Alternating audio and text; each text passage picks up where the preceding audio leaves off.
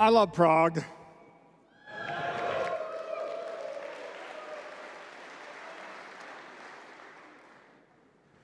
And I was delighted to be invited to speak again. I got invited back. If you're not Bitcoin enough, you don't get invited back to speak. So I've been spending the entire year trying to convince these guys to let me back on stage. And they relented, and I get a chance to present a new set of slides, my second best set of slides, 21 Rules of Bitcoin. I didn't label it the 21 Rules of Bitcoin because everybody's got their rules, and I'm not so presumptuous to think that I know the 21 rules. But I have my 21 rules, and I'm delighted to share them with you today.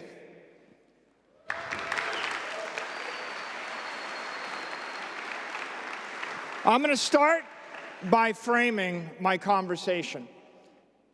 Bitcoin's a singularity where science collides with economics, right? This is a profound thing. Just like when science collided with astronomy in the Copernican revolution, just like when science collided with medicine and we realized that diseases aren't caused by demons, Bitcoin is where science collides with economics, and it ushers in a new age of economic insight, which will profoundly change our political systems, our financial systems, the way we think about the world. And of course, we all know this. Bitcoin's the world's first perfect money. The human race has lived for thousands and thousands of years with defective money. Seashells, bales of tobacco, glass beads, copper tokens. One day we'll look back and we'll kind of chuckle at silver tokens and copper and pieces of paper, and we'll wonder, how did the human race get this far? The implications of perfect money are profound. It's a paradigm shift. It's not like your assets are appreciating in price. You're just falling through space. This idea of relativity, you're in a relative frame of reference. Everything around you is distorted, and you have to break out of your frame of reference in order to see the world differently. Einstein did it for us with relativity. But every great scientist has done it, and Satoshi introduced a paradigm shift in economics and in monetary thought. And so, with that as my preamble, I'd like to talk about the 21 rules of Bitcoin. I'll start with rule number 1. Those who understand Bitcoin buy Bitcoin, and those that don't criticize Bitcoin. And you can see in a paradigm shift, it's just so profound. There'll be people that'll talk about it, and as long as you're talking about it, it's not clear you understand it. At the point that things click for you, you're not just going to talk about it, you're not going to criticize it, you're going to run, not walk, to the nearest place where you can buy Bitcoin. And for me, it was very clear when it clicked, I had to buy it. And on the other hand, the world's full of people that criticize it. They criticize it because they have not yet grasped the paradigm shift. And if it hasn't clicked for you, you'll have 10,000 criticisms. Rule number 2, everybody is against Bitcoin before they're for it. Right? It's not a surprise. Why is this person against Bitcoin? Why is this banker against Bitcoin? Why is this bank against Bitcoin? Why is this politician against Bitcoin? They're against Bitcoin because they don't understand it. Everybody will be against it. We're going to introduce such a profound new idea that the natural human reaction of a healthy institution, a healthy political system, a healthy intellect is to first reject it. This should not be discouraging. It should not be surprising. It's exactly and completely natural that this would happen. Rule number 3. How do you know you understand Bitcoin? Well, the way you know you understand Bitcoin is you realize that you're never fully going to understand Bitcoin. If you think you've understood it, if you've studied it, if you're sure you get it, that means you haven't quite grasped it yet. People that really embrace Bitcoin, understand it, they realize you'll never be done learning about Bitcoin. Never. What is Bitcoin? Bitcoin's not just the protocol, it's not just the software, it's not just the way you interact with it or everyone else that uses Bitcoin interacts with it. Bitcoin's it's a virus. It's an economic virus, it's a monetary virus, it's an ideological virus. It's going to ripple through time and space. So to understand Bitcoin, you have to understand how the existing sets of adopters will interact on the layer 2, the layer 3, the layer 4, the layer 5. You have to understand how the layer 3 applications will interact with each other via layer 2 protocols, via layer 1 protocols. You have to be thinking about what will people that haven't even discovered Bitcoin be doing with Bitcoin in 10 years, in 50 years, in 100 years.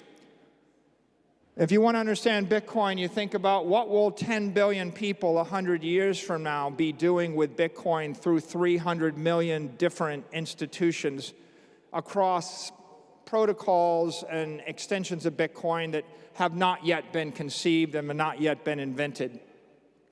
So when you consider how the idea will ripple through time, through space, through complexity, through the endless ways that humanity can organize itself, then you grasp the full scope of Bitcoin. And with that comes humility, and with that comes a thirst to keep studying Bitcoin. You'll never be done learning about Bitcoin. Rule number 4. Bitcoin's powered by chaos. When you take your money and you put it in a bank and you save it in a fiat currency, you're loaning your money to a country. When you take your money and you buy a stock, you're loaning your money to the management team of a company. When you take your money and you buy a building, you're loaning your money to the mayor of a city. When you take your money and you buy a piece of art, you're loaning your money and investing your money in a culture. When you actually buy Bitcoin, you're loaning your money to the lords of entropy. You're loaning your money to the gods of chaos. What's the bet? The bet is that chaos will outperform cities, companies, countries, cultures. It's a profound idea.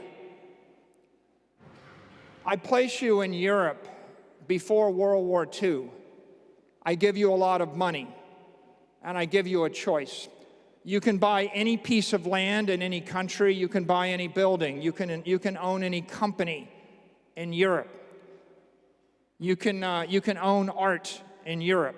You can invest in the currencies and the bonds of Europe. Imagine I give you a choice of buying any asset in any nation that's about to be a combatant in World War II, or you can own the one bank in Switzerland that's going to hold all the money of all the combatants. And you see, if you own that Swiss bank, and everybody puts their money in the bank, and the war comes, chaos comes, and the war is a metaphor for chaos and entropy accelerated in 4 years. What you realize is every building is risky. It may be blown up. Every company will probably collapse. Any piece of land may or may not have value. The rents and the rental contracts will probably be torn up. The currencies will all collapse. And in fact, the more chaos, the more destruction and devastation, the more valuable that one bank. In fact, if everybody puts their money in the bank and they all kill each other, the bank keeps the money. And it's a very profound idea. Are you in the business of benefiting from chaos, or are you in the business of attempting to stop it? And the law of thermodynamics says you can't stop entropy, right? The more confused a government is, the more inefficient the mayor is, the more inefficient and competitive a corporation's market environment is, the more chaos and the more change in the culture, the worse all those other investments are, and the better the Bitcoin investment is. Bitcoin is powered by chaos. It's going to continually outperform everything else because the one truth in the universe is that entropy goes in one direction, chaos will continue. Walk into a casino, it's rigged. Every game is rigged against you, maybe with the exception of poker. And when you sit down at the poker table, if you're not the professional poker player, that game's rigged against you too. Bitcoin's the only game in the casino that we can all win. That's a very sobering idea. Yeah, maybe you can win one of the games if you rig it. Maybe you can find something in life you can win for a while. If you're the expert in this business or that region or that real estate or this art dealership or something, maybe you find a game for a while that you can win, but there is no game that everybody can win all the time, right? Bitcoin is the casino. It is the house of chaos. Anybody that wants to play in that game can keep winning. In fact, right, the most profound idea here is the only way to lose in the game of Bitcoin is you don't play the game or you quit too soon until the odds come to your favor.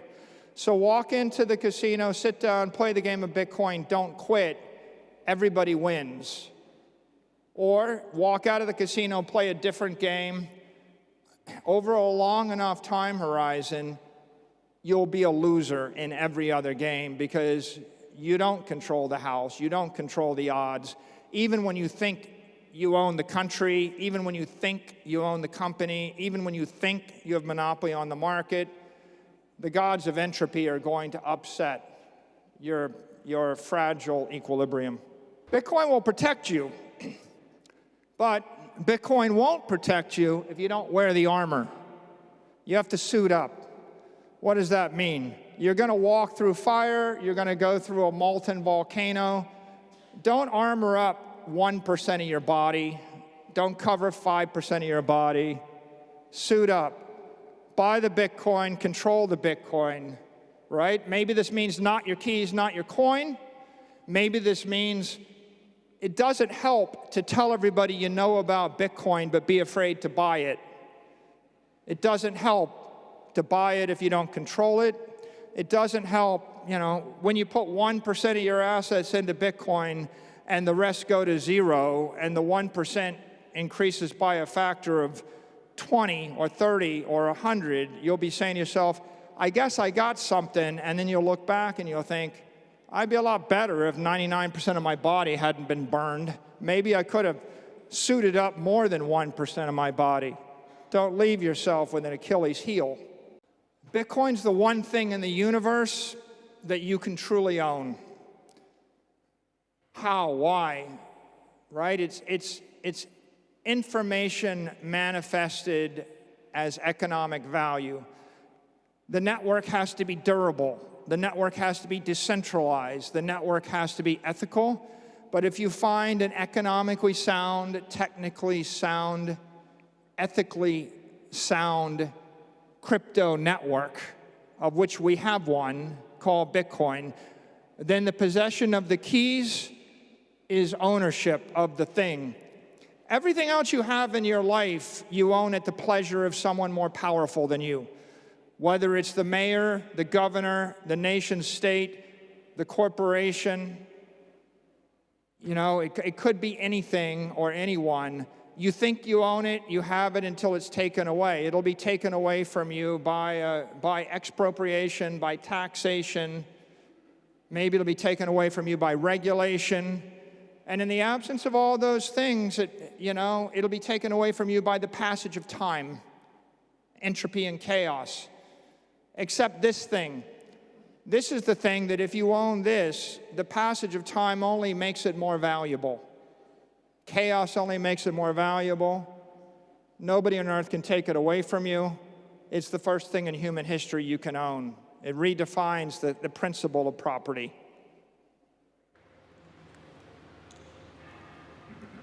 Rule 8, everybody gets Bitcoin at the price they deserve. You know, the decision to buy Bitcoin is an act of humility. It's when you can overcome your fear, your uncertainty, your doubt. It's a moment of clarity and courage. Courage to overcome the FUD. Clarity when you realize that you need to break with your convention, with your ceremony, with your rituals, with all of your history. And when you finally see things clearly, and when you finally overcome that fear, you'll buy it. In December of 2013, I looked at it and I tweeted, you know, Bitcoin's days are numbered. It'll probably go the way of online gambling. Big mistake. Bitcoin was $892. Okay? I got the price I deserved. And when I first started buying Bitcoin, I was buying it at $9,500. But that's okay. I'll buy it at $95,000. And then I'll be buying it at $950,000. And when it gets to $950,000, there'll be some whiny person, a talking head on television, saying it looks overbought right now. It looks a little bit heated. We think it's going to trade down to 700,000. And they'll miss it. It'll go to 8 million. And they'll buy it at 8 million. And they will get Bitcoin at the price they deserve.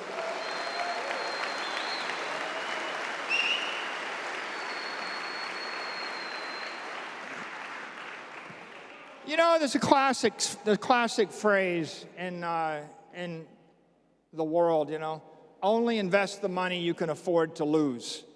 If I ran a casino with the deck stacked against you, I would put that as a disclaimer in my ads. Come to my casino, but only gamble the money you can afford to lose. If I ran some sort of, investment company scam and I wanted to take your money and buy swampland in Florida, or I wanted to gamble on a bunch of companies I didn't understand, I say, hey, only invest the money you can afford to lose.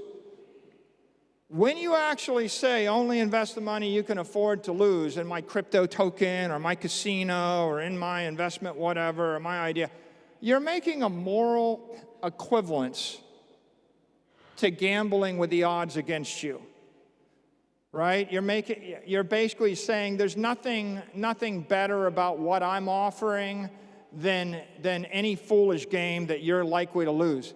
Nobody ever said, hey, only put the kids on the school bus that you don't need me to return. Only buy a ticket on my airplane if you don't need to reach the destination. Right? The engineers of the world don't say, hey, don't drive across my bridge if you really need to reach the other side. And so what I say is only buy Bitcoin with the money you can't afford to lose. I'm not going to equivocate. You shouldn't equivocate. People that equivocate don't understand Bitcoin, and they still don't get the idea of perfect money. We didn't invest in it because we wanted to take a risk.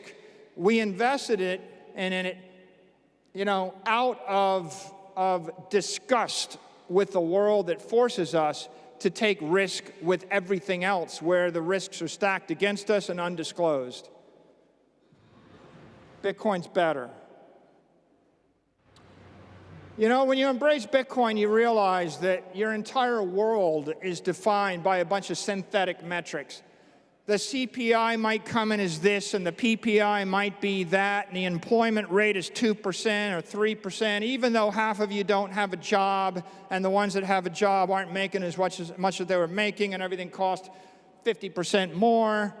But the GDP is this, and the nominal GDP looks like that. But of course, we use the market basket of synthetic crap you don't want to buy to calculate the nominal and the real GDP.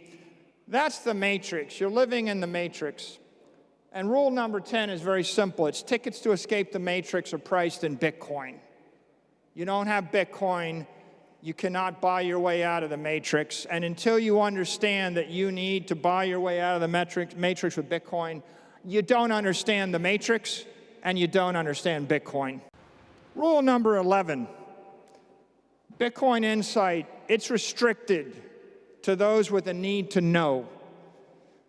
You look at Bitcoin, you don't understand it. Charlie Munger doesn't understand it. Warren Buffett doesn't understand it. The bankers don't understand it. The rich people that you hate don't understand it. They don't need to know. That's why they can't see it, right? When you're comfortable and you live in the Western world and everything looks just fine to you and your cousin works at the bank, you don't have a need to know. When you have a need to know and your world comes crashing down, when you're looking at imminent death, when you're looking over the edge of the abyss, then you will understand and you will see Bitcoin for what it is. So don't be shocked when people look at it and they don't get it. They don't have a need to know. Rule number 12, all your models will be destroyed. I'm talking your political models, everything that we learned over 10,000 years. How do you run a city? How do you run a company? How do you run a country? How do you understand economics? What is inflation? What is economic prosperity? What is a job? Why should I do this? You know, when you're looking backwards, all these people, they want to look at time series of historic stuff. You know, all I see is a bunch of statisticians analyzing people with chariots and bows and arrows and camels and elephants, fighting in wars 3,000 years ago, and we show up with explosives and aircraft, and they're trying to back test their models and figure out, how explosives and aircraft impact the way they organize their elephants. It's like all the models, they don't really make any sense anymore. If you understand Bitcoin, you realize you got to throw them all away. When Godzilla walks onto the playground, all your models are worthless. They're all going to be destroyed. Rule 13, the cure to economic ill is the orange pill.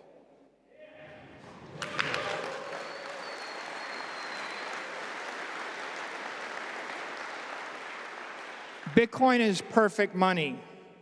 Once you understand that, you realize everything you used for money in the past is toxic. Your capital is toxic. Your currency is toxic. We've been living in a world where the doctors bleed you to death. We're living in a world where they inject garbage and sludge into your brains. You're living in a world where you're eating stuff which is poisonous, right? The cure is stop putting toxic stuff in your system. The orange pill is that cure. We need to spread that cure to the world. And how are we going to spread it? Rule number 14. Be for Bitcoin.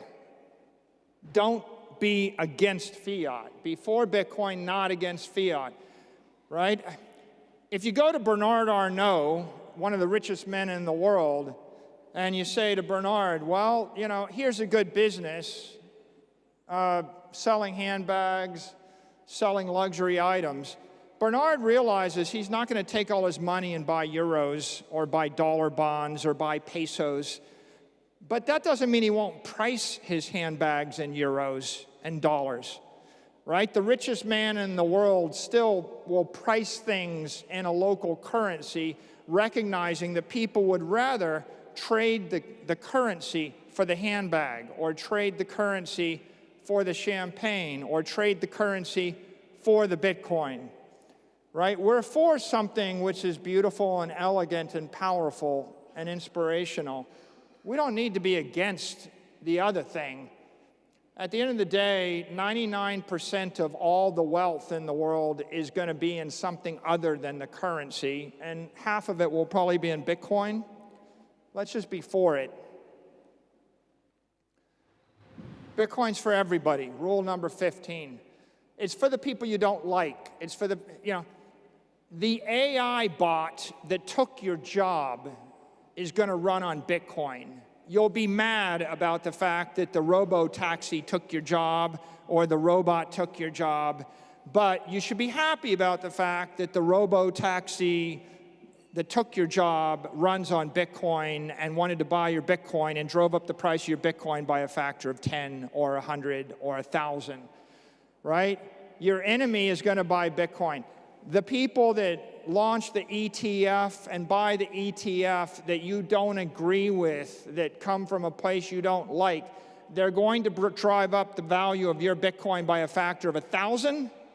And you don't have to like them, and you don't have to embrace their ideology. What you should realize is the more people that join the Bitcoin system, whether they're your friend, your enemy, the religion you love, the religion you don't care for, the country that you're at odds with, they're all helping Bitcoin. And if you are true to Bitcoin, they'll be helping you. Rule number 16, learn to think in Bitcoin. I see a lot of people that hold Bitcoin, and they still don't think in Bitcoin. Bitcoin's been going up 50% a year for the past 4 years. That means the risk-free rate, the cost of capital is 50%. So you have the option to borrow money at 5%, loan it to Bitcoin at 50%, and keep the 45% difference. And I'll meet Bitcoin businesses that they want to actually raise money and loan it to someone at 15% that's a counterparty. Why would you loan to a counterparty at 15% when you can loan to Bitcoin at 50%? Right? Why would you invest? I have an investment idea for you. Is it a risk-free 50% return? Let's be conservative. I think, Bitcoin will appreciate 24% a year for the next 10 years conservatively. That's the risk-free rate. You have an idea for me? Give me an idea that returns more than 24% a year, plus the risk premium, scalably for the next decade, then maybe it's interesting. Most people, they just have the wrong idea in their head. They don't think in Bitcoin, they make mistakes. Rule 17. You don't change Bitcoin. Bitcoin is a swarm of cyber hornets. It's a thundering herd of 8 billion people. It's going on for far beyond your lifetime, and it's much bigger and stronger and more powerful and more intelligent than you are, right? It's like Taleb writes about intellectual yet idiots, like people with PhDs in aeronautical engineering that give speeches on how to make birds fly better. It's like if you find yourself as the guy with the PhD lecturing eagles on how to fly, you're the person that thinks you can change Bitcoin, right? You're not smarter than Bitcoin. You're not smarter than 300 million companies and 8 billion people and 80 billion people yet to be, right? The world is big. The market is big. You're not going to change it. You're going to try to change it, but it'll be a lot smarter for you to change yourself. We used to joke about laser eyes. Rule 18, laser eyes protect you from endless lies. People thought, this is just a meme. Laser eyes, laser ray to 100K. It's not a meme. This is going to save you. When who do I feel sorry for? It's like I feel sorry for people that put on the laser eyes, watch Bitcoin go up $20,000, and then take the laser eyes off and declare victory, right? Don't take the laser eyes off. The laser eyes tell you a message, which is they signify the fact that you should avoid dilutive distractions. Right? When Bitcoin goes from 10,000 to 100,000 and you declare victory, so you launch 16 crappy businesses and 14 stupid industries because you're a genius, right? You took the laser eyes off. Pride cometh before a fall, and what you know, Bitcoin is going from $1 trillion to 10 trillion to 100 trillion to 500 trillion, and at that point it'll be growing better than everything else. Well, let me tell you, there's 2.8 million mobile apps created for the iPhone, and you probably can't name a dozen that worked. There's 1.8 million extensions in Chrome, and you probably don't use 2 of them. Right? There's a 99.9% mortality rate on new business ideas, but you're sure yours is going to work? Right? Laser eyes are about humility, but everybody is going to BS you. They're all going to tell you that they've got this great idea that's better than Bitcoin, the next Bitcoin. Bitcoin had its run, and then you're going to lose your focus. You're going to get distracted, maybe because you made a lot of money by buying Bitcoin at 100 and selling it at 5,000 because you were a genius, and you got out at 5,000, and then you launched 16 other crappy, stupid businesses where you're just like everybody else, and then you'll be like, oh, yeah, the mayor banned my business. Oh, the government taxed my business. Oops, it turns out that Microsoft wants to enter this business. Oops, I didn't realize that, you know, that employee would steal whatever, the money from this business. Oops, the bank failed. You know, and then you will rediscover everything that Satoshi knew when Satoshi invented Bitcoin. Laser eyes are here to protect you, right? Embrace them, right? Don't belittle them. And it takes me to my next point, which is, you know, respect Bitcoin, or it'll make a clown out of you, right? I mean, I come to Bitcoin, I've spent all my time trying to learn Bitcoin. I realize I still don't learn Bitcoin. I still don't know everything there is about Bitcoin. But what I do appreciate about Bitcoin is it's bigger than all of us. It's stronger than all of us. It'll outlive all of us, right? When someone shows up and says, I just heard about Bitcoin, I'm here to fix it, right? Don't be that guy, right? Have some respect for this thing. We're almost done.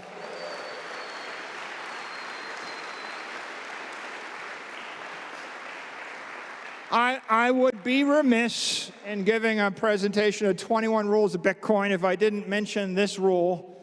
You do not sell your Bitcoin. What do I mean? Bitcoin is energy. Bitcoin is life. Don't squander your life. Conserve your energy. Right? I give you energy for, you know, don't let the fire go out. When the fire is what keeps your family from freezing, do not let the fire go out.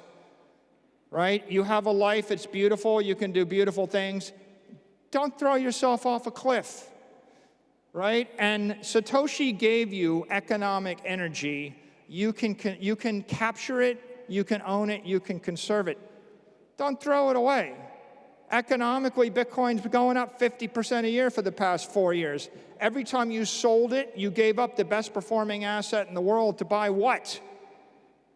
Diversification is selling the winner to buy the losers. When do you sell your Bitcoin? When your family's going to die, you sell your Bitcoin. When you need it to conserve your life, the lives of those you love, then yeah, you trade it, you borrow against it, but you only need one chair. You do not sell your Bitcoin. Everything else is inferior.